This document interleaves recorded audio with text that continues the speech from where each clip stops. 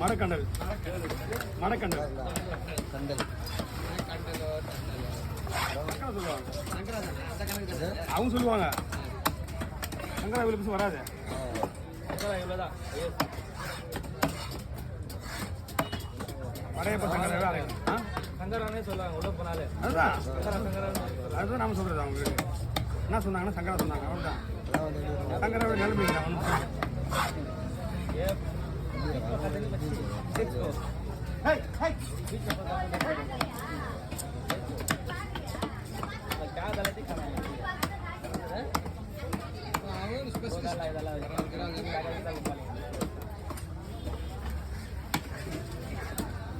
செல்வம் நான் மீன் வீட்டுக்கு வாங்கிட்டு வரல செல்வம்